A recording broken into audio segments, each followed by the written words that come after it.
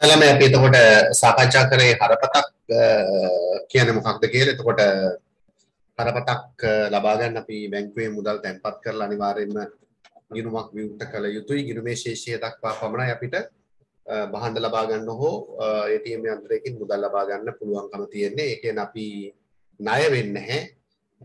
ඒක නිසා ණයපතක් වගේ ප්‍රමාද ගාස්තු පොලි ගෙවන්න අවශ්‍ය වෙන්නේ නැහැ. හරපතක් පාවිච්චි කරපුවම අපේ ගිණුමේ ශේෂය අපි පාවිච්චි කරලා ගනුදෙනු කරන නිසා. එතකොට හරපතක් අපි නිර්වචනය කරන්නේ කොහොමද කියලා කල්පනා කරොත් අපි කියනවා මම කිව්වා පැහැදිලි කරා දැන් අපි ගිණුමේ දාලා තියෙන ලක්ෂ්‍යය නම් අපි 30000ක් ගත්තොත් එම අවස්ථාවේදීම ඒ වටිනාකම ගිණුමට හර වෙලා ගිණුමේ ශේෂය අඩුවීමක් ඒ මොහොතේම සිද්ධ වෙනවා. ඒ අවස්ථාවේදීම ගනුදෙනුව පියවීමක් දකින්න පුළුවන්. එතකොට අපිට හරපතක් නිර්වචනය කරන්න පුළුවන් ගනුදෙනුවක් සිදු කරන අවස්ථාවේදීම නේද? ගනුදෙනුවක් සිදු කරන අවස්ථාවේදීම අදාළ වටිනාකම ගිණුමට හරවන පරිදි භාවිතා කරන ප්ලාස්ටික් කාඩ්පත් විශේෂයක් හරපතක් ලෙස අපිට හඳුන්වන්න පුළුවන්. එතකොට ලියන්න පුළුවන් ගනුදෙනුවක් සිදු කරන අවස්ථාවේදීම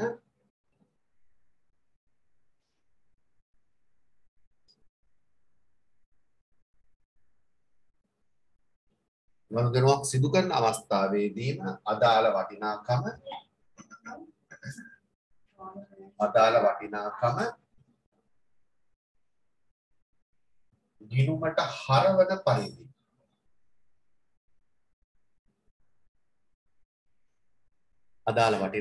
ගිණුමට හරවන පරිදි භාවිතා කරන ප්ලාස්ටික් කාඩ්පත් විශේෂයක්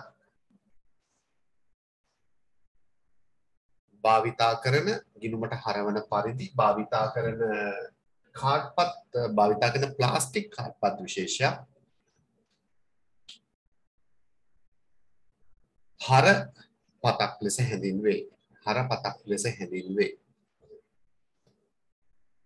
හරපතක් ලෙස හැඳින්වේ. භාවිතා කරන ප්ලාස්ටික් කාඩ්පත් විශේෂයක් හරපතක් ලෙස හැඳින්වේ. එතකොට හරපතකටත් අර පාර්ශව ටිකම සම්බන්ධ වෙනවා ළමයි. ගනුදෙනුකරු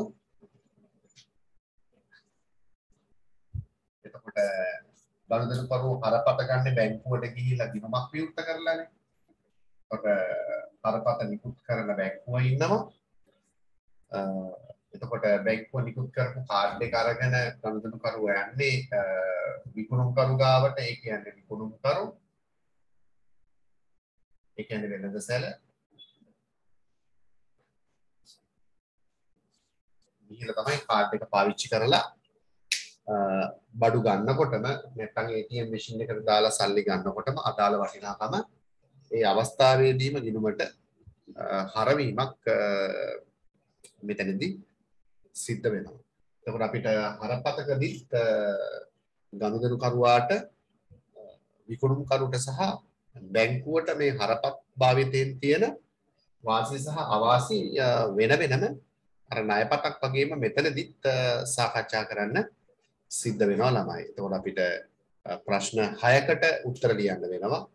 හරපතක් භාවිතයෙන් ගනුදෙනුකරුවෙකුට තියෙන වාසි අවාසි, හරපතක් භාවිතයෙන් විකුණුම්කරුවෙකුට වෙළඳසැලකට තියෙන වාසි අවාසි සහ හරපතක් නිසා බැංකුවකට ලැබෙන වාසි අවාසි මොනවාද කියන එක වෙන වෙනම සාකච්ඡා කළ යුතුයි. එහෙනම් අපි මුලින්ම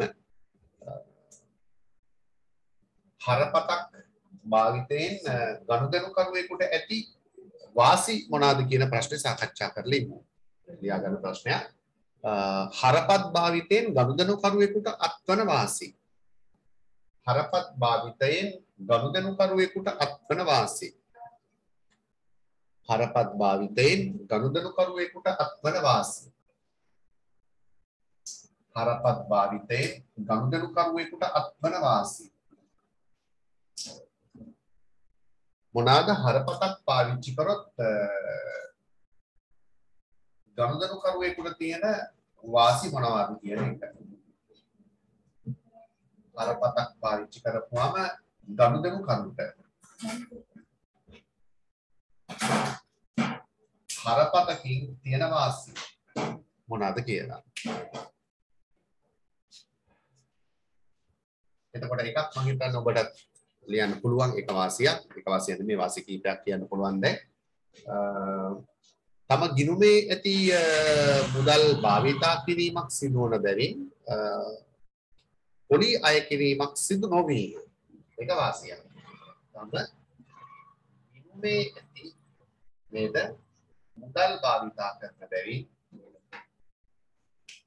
තමන්ගේ සල්ලි පාවිච්චි කරන්නේ. තම ගිණුමේ ඇති මුදල් භාවිතා කරන බැවින් පොලියක් ගෙවීමට සිදු නොවීම. ණයපතක අදාළ කාල සීමාව පැනනොත් පොලියක් ගෙවන්න වෙන විදිහ අපි දන්නවා බැංකුවට. පොලියක් ගෙවීමට සිදු නොවීම මේකේ වාසියක් විදිහට අපිට පෙන්නලා දෙන්න පුළුවන්.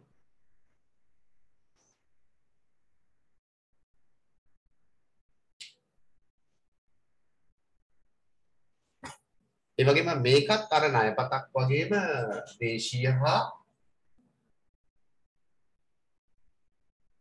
විදේශීය වශයෙන් භාවිතා කිරීමේ හැකියාවක් තියෙනවා. දේශීය හා විදේශීය වශයෙන් භාවිතා කළ හැකි වීම මේකේ වාසියක්. දේශීය හා විදේශීය වශයෙන් භාවිතා කළ හැකි වීම. දේශීය හා විදේශීය වශයෙන් භාවිතා කළ හැකි වීම. දේශීය හා විදේශීය වශයෙන් භාවිතා කළ හැකි වීම. ඒ වගේම තුන්වෙනි වාසිය අපිට පැහැදිලි කරන්න පුළුවන්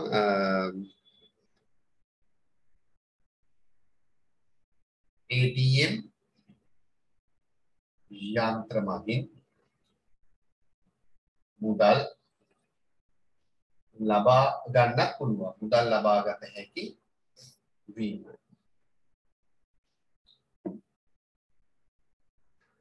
ඕනනම් භාණ්ඩවලට අමතරව කියලා ලියන්න පුළුවන්. භාණ්ඩවලට අමතරව කියන්නේ භාණ්ඩ මිලදී ගැනීමට අමතරව ATM යන්ත්‍ර මගින් මුදල් ලබා ගත හැකි වීම. ඕනනම් වරහන් භාණ්ඩවලට අමතරව භාණ්ඩත් ගන්නත් පුළුවන් ATM යන්ත්‍රයෙන් මුදල් ගන්නත් පුළුවන් කියන අදහසයි මට කියන්න ඕනේ. එතකොට ඕන ලියන්න පුළුවන් භාණ්ඩ වලට අමතරව නැත්නම් භාණ්ඩ මිලදී ගැනීමට අමතරව ATM යන්ත්‍ර මගින් මුදල් ලබා ගැනීමේ හැකියාවක්ද තිබීම. මුදල් ලබා ගත හැකි වීම. හතර තමයි දැන් මේකේ තමන්ගේ ගිණුමේ තියෙන මුදල් ප්‍රමාණය දක්වා විතරයි ගනුදෙනු කරන්න පුළුවන්. එතකොට යම් ප්‍රමාණයකට තම වියදම් පාලනය කළ හැකි වීම. තම වියදම් පාලනය කළ හැකි වීම. ගිණුමේ තියෙන ශේෂය ඉක්මවා තමන්ට ගනුදෙනු කරන්න බෑ. තම වියදම් පාලනය කර ගැනීමේ හැකියාවක් තියෙනවා ගිණුමේ ශේෂය. ගිණුමේ සල්ලි නැත්තම් ඔබට තව භාණ්ඩ හෝ මුදල් ගන්න බෑ. තම වියදම් පාලනය කළ හැකි වීම. ඒ වගේම තව වාසියක් අපිට පෙන්නලා දෙන්න පුළුවන්. එම අවස්ථාවේදීම ගනුදෙනුව පියවීම. ඒක දිගට යන්නේ නැහැ. එතනින් ඉවරයි වැඩේ. එම අවස්ථාවේදීම ගනුදෙනුව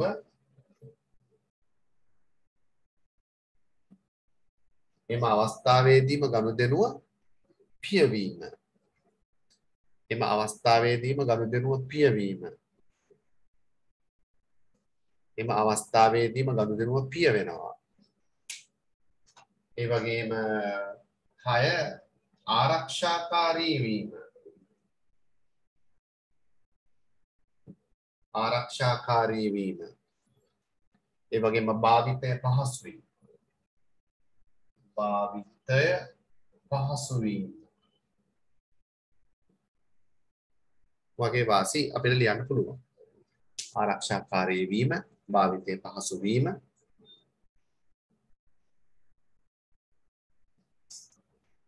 හරපතකින් ගනුදෙනුකරුවෙකුට තියෙන වාසි විදියට අපිට පෙන්නලා දෙන්න පුළුවන්. ඊට පස්සේ අපිට කතා කරන්න පුළුවන් හරපතක් භාවිතයෙන් ගනුදෙනු කරුවෙකුට තියෙන අවාසි මොනවාද කියලා. අවාසි අපිට හතරක් විතර ලිව්ව හැකි හරපතක් භාවිතයෙන් ගනුදෙනු කරුවෙකුට තියෙන අවාසි. ඔබ දන්නවා එක අවාසියක් තමයි ගිණුමක් තිබීම අනිවාර්ය වීම. ගිණුමක් තියෙන්න ඕනේ. ගිණුමක් තිබීම අවශ්‍ය වීම. ගිණුමක් තිබීම අවශ්‍ය වීම. ගිණුමක් තියෙන්නම ඕනේ. ගිණුමක් තිබීම අවශ්‍ය වීම. ගිණුමක් තිබීම අවශ්‍ය වීම. ගිණුමක් තිබීම අවශ්‍ය වීම. ඒ වගේම ගිණුමේ ශේෂය දක්වා පමණක් ගිණුමේ තියෙන බැර කරලා තියෙන මුදල් ප්‍රමාණය දක්වා ගිණුමේ ශේෂය දක්වා පමණක් ගනුදෙනු කළ හැකි වීම. ගිණුමේ ශේෂය දක්වා පමණක් ගනුදෙනු කළ හැකි වීම. ඊට වඩා කරන්න බෑ. ඒක අපි කිව්වේ අර තම වියදම් ගිණුමේ ශේෂය දක්වා තම වියදම් යම් ප්‍රමාණයකට පාලනය කරගන්න පුළුවන්. ගිණුමේ ශේෂය දක්වා පමණක් ගනුදෙනු කළ හැකි වීම. අර ණයපත්‍රක වගේම මේක වෙන කෙනෙකුට පාවිච්චි කරන්න පුළුවන්. සල්ලි ගන්න බෑ රහස්‍ය අංකය දන්නේ නැති නිසා. නමුත් බඩු ගන්න පුළුවන්. වංචනික ක්‍රියා සිදු විය හැකි වීම. වංචනික ක්‍රියා සිදු විය හැකි වීම. වංචනික ක්‍රියා සිදු වෙන්න පුළුවන්. වංචනික ක්‍රියා සිදු විය හැකි වීම. ඒ වගේම තාක්ෂණික දෝෂ ඇතිවීම. තාක්ෂණික දෝෂ ඇතිවිය හැකි වීම. තාක්ෂණික දෝෂ ඇතිවිය හැකි වීම. එතකොට ඒ අවාසි අපි දන්නවා ණයපත්‍රලක් තිබුණා. තාක්ෂණික දෝෂ ඇතිවිය හැකි වීම.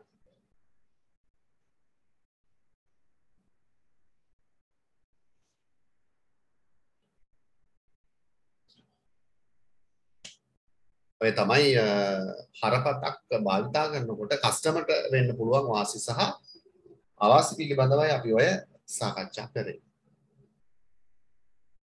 එතකොට ඊළඟට අපිට සාකච්ඡා කරන්න පුළුවන් හරපත් භාවිතයෙන් විකුණුම් කරුවෙකුට වෙන වාසි සහ අවාසි මොනවාද කියලා. අපි බලමු විකුණුම් කරුවෙකුට වෙන වාසි මොනවාද කියලා හරපත් භාවිතය නිසා. විකුණුම් කරුවෙකුට සිද්ධ වෙන වාසි හරපත් භාවිතයෙන් විකුණුම් කරුවෙකුට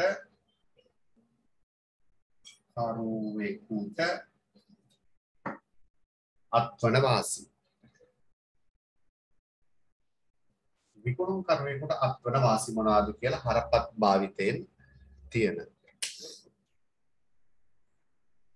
එතකොට හරපත් ගන්න ගනුදෙනුකරුව ප්‍රමාණය වැඩි වෙන්න විකුණුම් කරුගේ වෙළඳසැලට එන ගනුදෙනුකරුව ප්‍රමාණය වැඩි වෙනවා. අර ණයපත් වගේම තමයි. එතකොට අලෙවිය වැඩි වීමෙන් නේද ලාභය ඉහළ යාම. එක වාසිය අලෙවිය වැඩි වීමෙන් ලාභය ඉහළ යාම. අලෙවිය වැඩි වීමෙන් ලාභය විකුණුම් කරුගේ ඉහළ යාමක් දකින්න පුළුවන් හරපත් භාවිතය වැඩි වෙන්න. අලෙවිය වැඩි වීමෙන් ලාභය වැඩි වීම. ඒතර ඔබ දන්නවා මේකෙදී අනිවාර්යයෙන්ම විකුණුම් කරුට සල්ලි ගෙවන්නේ අදාළ බැංකුවෙන්. එතකොට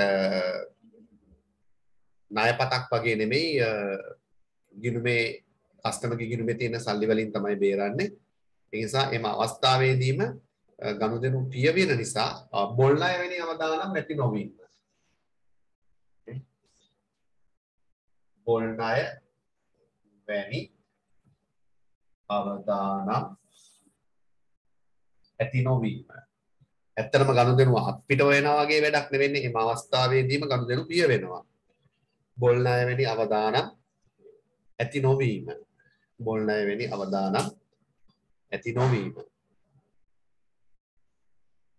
බොල්නයවෙනි අවදානම් ඇති නොවීම. ඒ වගේම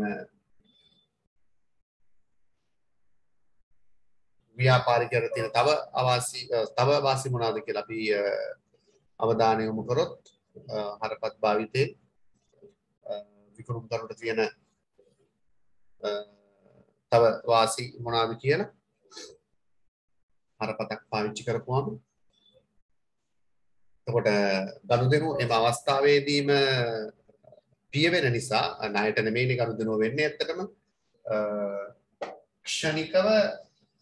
ක්ෂණිකව අදාළ ගනුදෙනු ගිණුම්ගත වීම. ක්ෂණිකව අදාළ ගනුදෙනු ගිණුම්ගත වීමක් සිද්ධ වෙනවා. ඔබ දන්නවා මේ අවස්ථාවේදීම කස්ටමර්ගෙන් සල්ලි කැපෙනවා. ක්ෂණිකව අදාළ ගනුදෙනු ගිණුම්ගත වීමක් සිද්ධ වෙනවා. ගනුදෙනු පිය වෙනවා මේ අවස්ථාවේදීම ආයෙත් ඉස්සරහට යන්නේ මේක ණයක් නෙමෙයි හරබැර වීම හරහා ඒ වෙලෙම ගනුදෙනුව ඉවරයක් වෙනවා. ක්ෂණිකව අදාළ ගනුදෙනු ගිණුම්ගත වීම. හරබැර වීම මේ අවස්ථාවේදීම සිද්ධ වෙනවා.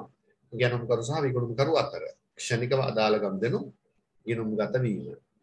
ඒ වගේම මේක මේ හරපතක් කස්ටමර්ට ලබා දෙන එක බැංකුව ඒ හරහා විකුණුම්කරුට වාසියක් වෙනවා.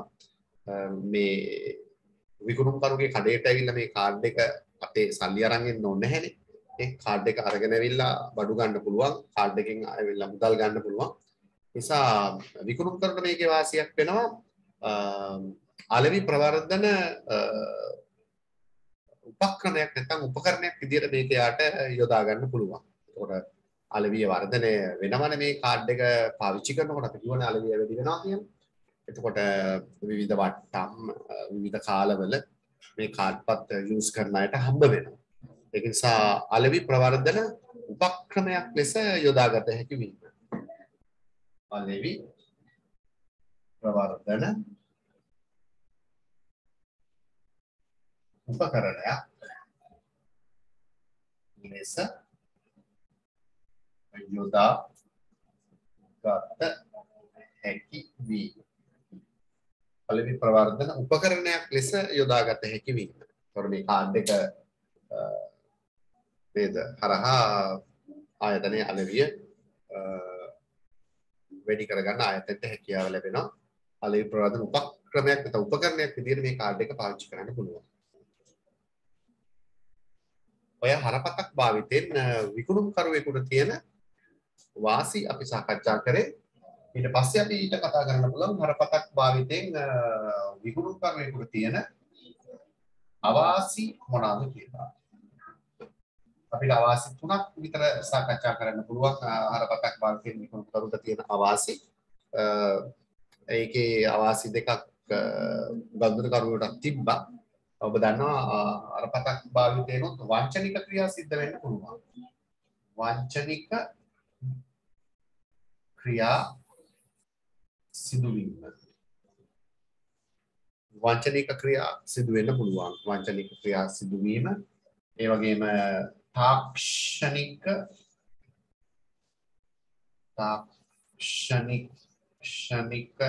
දෝෂ හට ගැනීම. තාක්ෂණික දෝෂ හට ගැනීම. හරපත් හිමි ගනුදෙනු කරුවන් සංඛ්‍යාව සීමිත වීම. නේ අපි දන්නවනේ ෆුඩ් සිටි එකට හරි වෙන තැනකට හරි එන හැම කස්ටමර් කෙනෙක්ම ණයපතක් හෝ හරපතක් පාවිච්චි කරන්නේ නැහැ. බහුතරයක් මුදලට තමයි තාමත් ගනුදෙනු කරන්නේ. ඒ නිසා ණයපත් වගේම තමයි හරපත් හිමි ගනුදෙනුකරුවන් සංඛ්‍යාව තාමත් සීමිතව තමයි අපේ වගේ රටවල් වල පාවිච්චි කරන්නේ. හරපත් හිමි ගනුදෙනුකරුවන් සංඛ්‍යාව සීමිත වීම. ඔය අපි සාකච්ඡා කරේ හරපතක් පාවිච්චි කරනකොට විකුණුම්කරුවෙකුට තියෙන වාසි සහ අවාසි මොනවද කියන එක.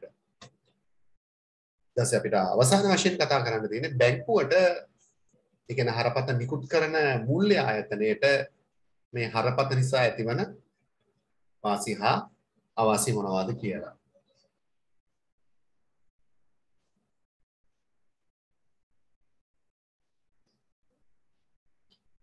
එතකොට හරපත් භාවිතයෙන් බැංකුවට ඒ කියන්නේ හරපත නිකුත් කරන්න බැංකුවනේ කස්ටමර්ට බැංකුවට තියෙන වාසි සහ බැංකුවට තියෙන අවාසි අපිට සාකච්ඡා කරන්න පුළුවන්. ඒතර හරපත් භාවිතයෙන් බැංකුවට තියෙන වාසි මොනවාද කියලා අපි කල්පනා කරොත් ඔබ දන්නවා ඒක උත්තරයක් අපිට ඉතාලියෙන්ම ලියන්න පුළුවන්. ගිණුමක් විවෘත කරලානේ හරපතක් ගන්න ඕනේ. ඒ නිසා තැන්පත්කරුවන් සංඛ්‍යාව වැඩි වීම බැංකුවට වාසියක්. නේ? තැන්පත්කරුවන් සංඛ්‍යාව වැඩි වීම. තැන්පත්කරුවන් සංඛ්‍යාව වැඩි වීම බැංකුවට තියෙන විශේෂ වාසිය. තැන්පත්කරුවන් සංඛ්‍යාව වැඩි වීම. හරපත් භාවිතයෙන් බැංකුවට තියෙන විශේෂ වාසියක්. ඒ වගේම අපිට දෙවෙනි වාසිය විදිහට ලියන්න පුළුවන් බොල් ණය වගේ අවදානක් ඇති වෙන්නේ නැහැනේ. මේ බැංකුවට මුදල් නොලැබී යන්නේ නැහැ. දැන් ණය පතක සමහරක් වෙලාවට කස්ටමර් මුදල් ගෙවුවේ නැත්නම් අක්‍රීය ණය එකතු කරගන්න යම්කිසි ගැටලු සහගත තත්ත්වයක් බැංකුවට මතුවෙනවා කියලා අපි කතා කරා. මොකද මේකේ එහෙම අක්‍රීය ණය ඇති වෙන්නේ නැහැ. account එකේ තියෙන සල්ලි වලින් තමයි ගනුදෙනු සිද්ධ වෙන්නේ. ඒතකොට බොල් ණය වැනි අවදානම් ඇති බොල් ණය වැනි අවදානම් ඇති වෙන්නේ නැහැ බැංකුවට. බොල් ණය වැනි අවදානම් ඇති නොවි. ඒ වගේම තව වාසියක් අපිට හරපත් භාවිතයෙන් බැංකුවට තියෙන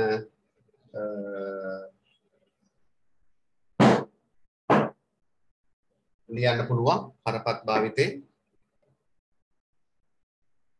මොනවාද? හරපත් භාවිතයෙන් බැංකුවට තියෙන තව වාසියක් අර අපි විකුණුම් කරුට ලිව්වා වගේම තමයි ක්ෂණිකව අදාළ ගනුදෙනුව ගිණුම්ගත වීම.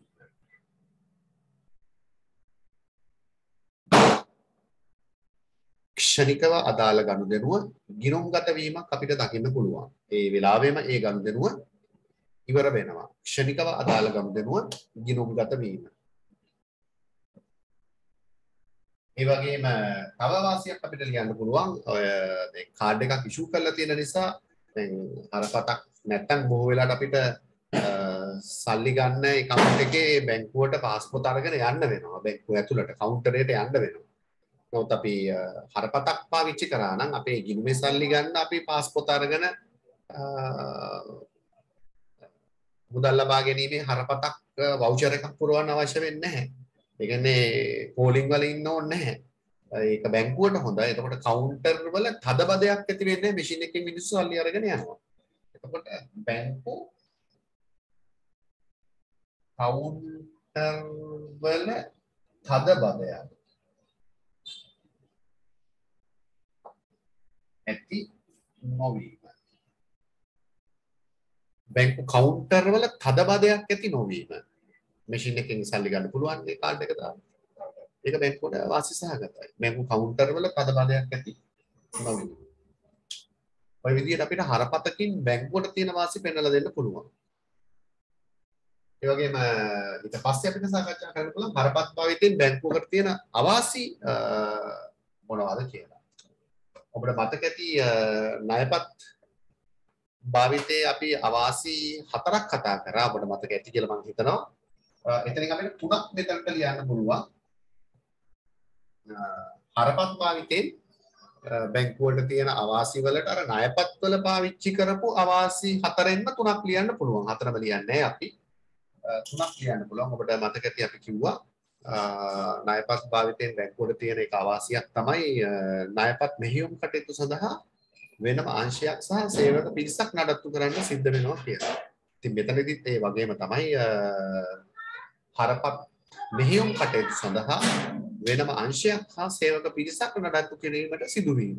ඒක අවාසියක් විදිහට අපිට ලියන්න පුළුවන්. ඒතර හරපත් භාවිතයෙන් බැංකුවට තියෙන එක අවාසියක් හරපත් මෙහෙයුම් කටයුතු සඳහා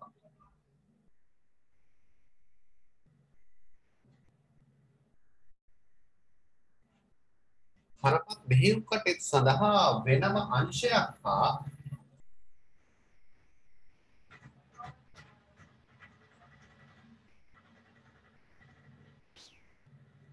වෙනම අංශයක් හා සේවක පිරිසක් වෙනම අංශයක් හා සේවක පිරිසක් නඩත්තු කිරීමට සිදුවීම.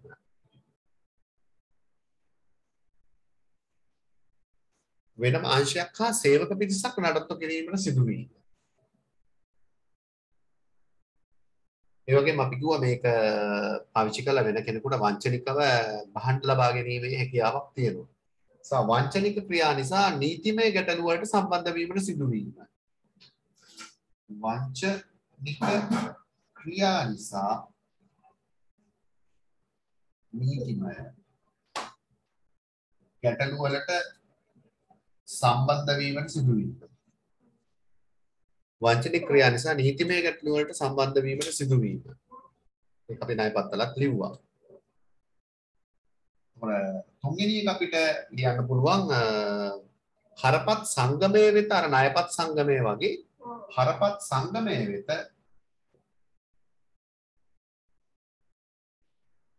හරපත් සංගමයේ වෙත යම් ගාස්තුවක් ගෙවීමට සිදුවීම. හරපත් සංගමයේ වෙත යම් ගාස්තුවක් ගෙවීමට සිදුවීම. හරපත් සංගමයේ වෙත යම් ගාස්තුවක් ගෙවීමට සිදුවීම. ඔබට මතක ඇති මේක අමතරව අපි ණයපත්ක් භාවිතයෙන් බැංකුවට තියෙන තව අවාසියක් කිව්ව එක මේකට ලියන්න බෑ. අර කල්ලිකුත් වූ අක්‍රීය ණය එකතු කර ගැනීම ගැටලු සහගත වීම කියලා අපි ණයපත් භාවිතයෙන් බැංකුවට තියෙන අවාසි 4ක් ලිව්වා. මේ තුනත් එක්ක තව එකක්. නමුත් ඔබ දන්නවා හතරවෙනි එක මේකට ලියන්න බෑ. ඒකට හේතුව මෙතන අක්‍රීය ණයක් ණය නැති නිසා ඒකට හේතුව ණයට නෙමෙයි ගනුදෙනු වෙන්නේ තමන්ගේ ගිණුමේ ශේෂයට. ඒක නිසා අපි ඒකයි බෝල් ණය වැනි අවදානම් ඇති වෙන්නේ නැහැ කියලා විකුණුම් කරුටත් ලිව්වා බැංකුවටත් ලිව්වා වාසිය විදියට. ඒක නිසා ඒක ඒ කාරණාව අපිට ලියන්න බෑ. ඊතුරු කාරණා තුනම අපි මෙතනට ලිව්ව. එතකොට ඔබට මතක තියාගන්න ලේසි. ණයපතකයි හරපතකයි දෙකම බැංකුවට තියෙන අවාසි ටිකක් එකම අවාසි තමයි ලියන්න තියෙන්නේ කියන එක. එතකොට ඔබට අපි දැන් සාකච්ඡා කරා හරපතක් කියන්නේ මොකක්ද? හරපතකින්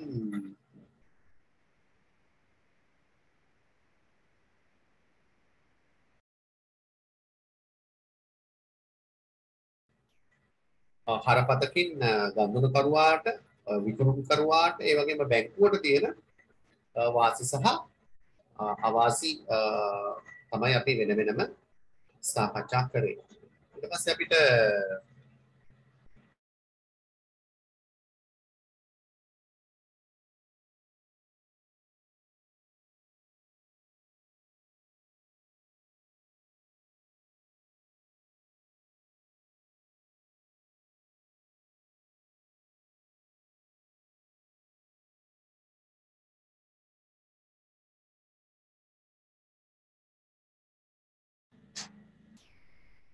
අපිට කතා කරන්න පුළුවන් අනෙක් ප්‍රශ්න විදිහට මේ ණයපත් සහ හරපත් අතර තියෙන සමානකම් පිළිබඳව. ලියා ගන්න ප්‍රශ්නයක් ණයපත් හා හරපත් අතර ඇති සමානකම්. ණයපත් හා හරපත් අතර ඇති සමානකම් මම හිතන්නේ මම කියන්න අවශ්‍යතාවයක් නැහැ. මම හිතනවා ඔබට කියන්න පුළුවන්. ඒ විභාගයට ඇහුවොත් ණයපත් හා හරපත් අතර තියෙන සමානකම්. දැන් ලියන්න බැරි වෙන්න බෑ. ණයපත් සහ හරපත් අතර තියෙන්නේ මොන වගේ සමානකමක්ද කියලා. ඔබ දන්නවා මම හිතන්නේ. ණයපත් හා හරපත් අතර තියෙන සමානකම්. එතකොට අපි දන්නවා එකක් තමයි ණයපත් හා හරපත් අතර තියෙන එක සමානකමක් තමයි ආරක්ෂාකාරී වීම. අපිට කෙටි වචන තුනක් පාවිච්චි කරන්න පුළුවන්. භාවිතය පහසු වීම.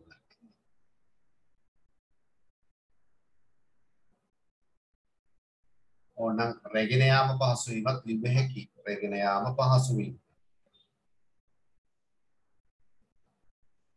නේ?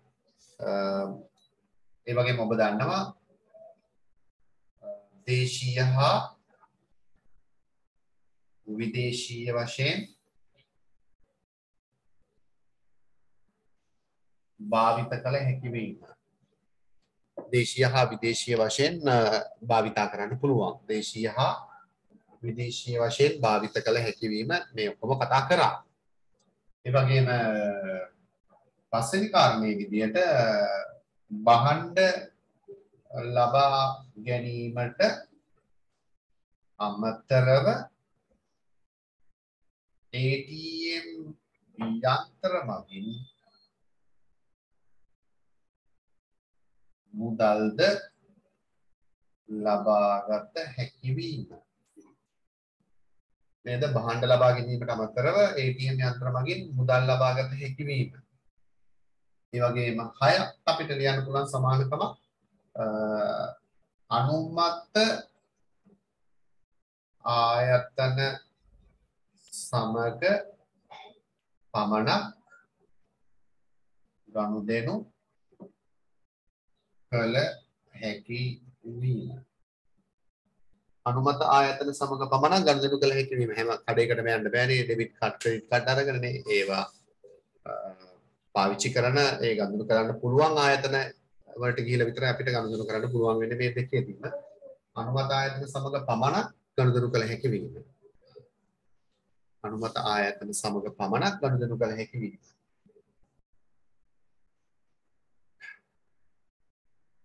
ඊට පස්සේ අපිට කතා කරන්න පුළුවන් මේ දෙකේ තියෙන අසමානකම් මොනවාද කියලා. අනුමත ආයතන සමග පමණක් ගනුදෙනු කළ හැකි වීම. ඊට පස්සේ අපි කතා කරමු ණයපත් හා හරපත් අතර තියෙන අසමානකම්.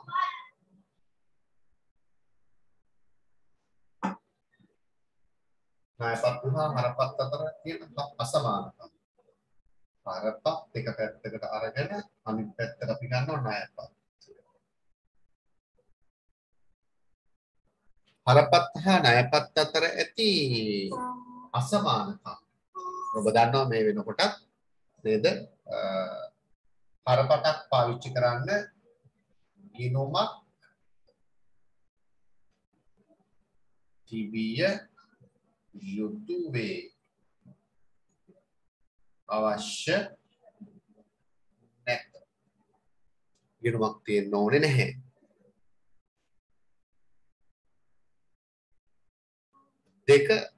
දෙවෙනි අවාසි දෙවෙනි වෙනස අපිට ලියන්න පුළුවන්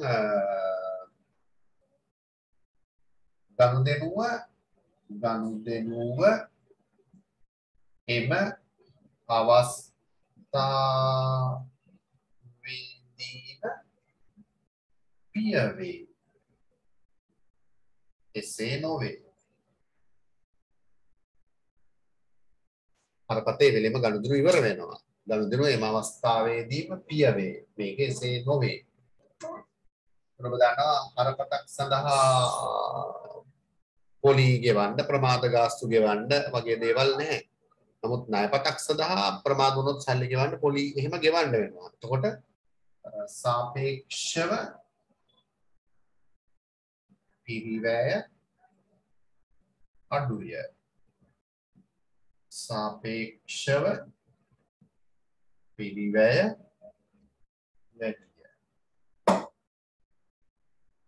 සාපේක්ෂව පිරිවැය අඩුයි. සාපේක්ෂව පිරිවැය වැඩි ණයපතක් යූස් කරද්දී මේ අමතර පිරිවැය දරන්න වෙනවා.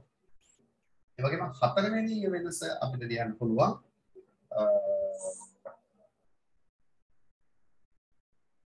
ගනුදෙනුවේ වටිනාකම ගනුදෙනුවේ වටිනාකම ගිණුමට හර වේ. ගනුදෙනුවේ වටිනාකම ගිණුමට හර වේ. එසේ සිදු නොවේ. නැත්නම් ගිණුමක් සම්බන්ධ නොවේ. නැත්නම් එසේ සිදු නොවේ. එම ගිණුමකට හර වෙන්නේ නැහැ. මේ බිලක් තමයි එන්නේ. ගිණුමක් අවශ්‍ය නැහැ ණයපතකට. එසේ සිදු නොවේ. ඔය විදිහට අපිට ණයපතක සහ හරපතක් අතර තියෙන වෙනස්කම් ප්‍රධාන වශයෙන්ම පෙන්නලා දෙන්න පුළුවන්කමක් තියෙනවා. එතකොට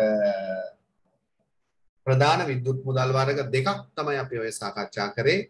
ණයපත් කියන්නේ මොනවාද? ඒ වගේම හරපත් කියන්නේ මොනවාද කියන එක. ඊට අපිට කතා කරන්න පුළුවන් ළමයි අනිත් විද්‍යුත් මුදල් වර්ගයේ ඊටම කෙටි සටහනක් පෙරගෙවුම් කාඩ්පත්.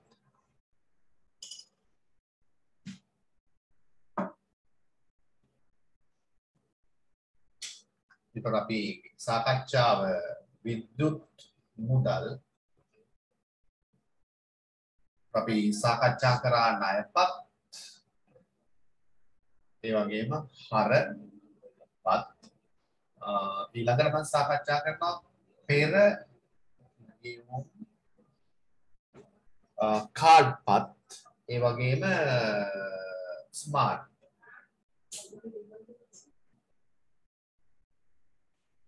කාඩ්පත් ගැන.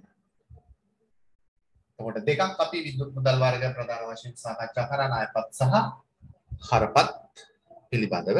එතකොට අපි අවධානය යොමු කරමු පෙර ගෙවුම් කාඩ්පත්.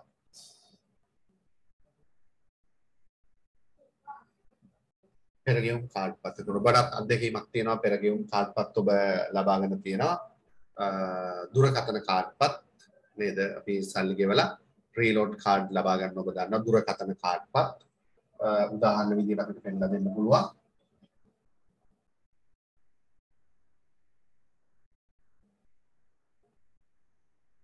රීලෝඩ් කාඩ් එකක් අරගෙන අපි නේද ඒකේ තියෙන අංකය සටහන් කරලා අපේ මුදල් ඒ කාඩ් එකේ ගත්තේ වටිනාකමට 100 කාඩ් එක නම් 100 හෝ 50 කාඩ් එක නම් 50ක වටිනාකම ඒ අදාළ අංකය සටහන් කිරීම හරහා දුරකථනයට අපේ මුදල් විද්‍යුත් ක්‍රමයකට ගබඩා කිරීමේ හැකියාවක් අපිට ලැබෙනවා.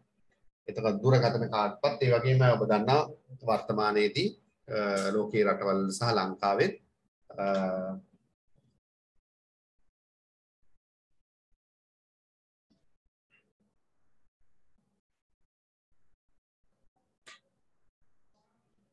travel pass කියලා කාඩ් එකක් හඳුන්වලා දීලා තියෙනවා.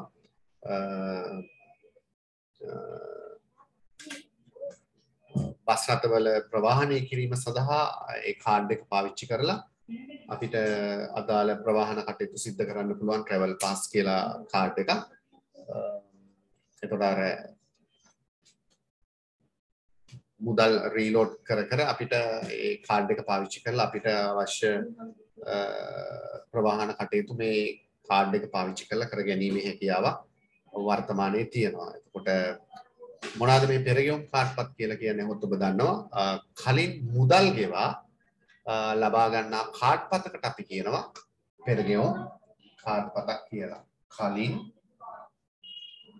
මුදල් ගෙවා ලබා ගන්නා